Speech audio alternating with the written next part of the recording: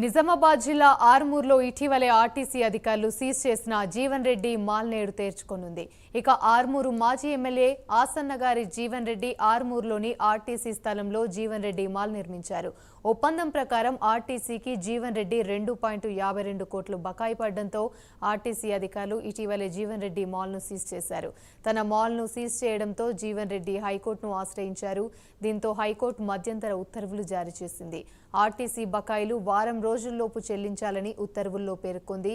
వారం రోజుల్లో జీవన్ రెడ్డి బకాయిలు చెల్లించకుంటే మళ్లీ మాల్ సీజ్ చేస్తామని ఆర్టీసీ అధికారులు స్పష్టం చేస్తున్నారు.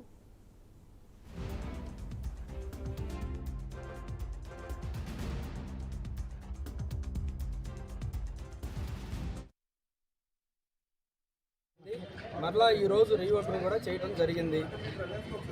రీఓపెన్ కూడా హైకోర్టు వారు ఏమని ఉత్తర్వులు ఇచ్చారు, వారం రోజుల లోపల ఉన్నటువంటి బకాయిలన్నీ చెల్లించాలి, లేని ఎడల మరలా ఆర్టీసీ వారు స్వాధీనపరచుకోవడానికి మధ్యంతర ఉత్తర్వులు ఇచ్చారు.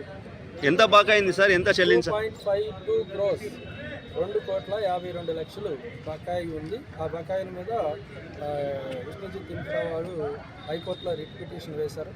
దాని మీద మధ్యంతర ఉత్తర్వులు ఇవ్వడం జరిగింది. ఆ ఉత్తర్వుల్లో భాగంగా ఈరోజు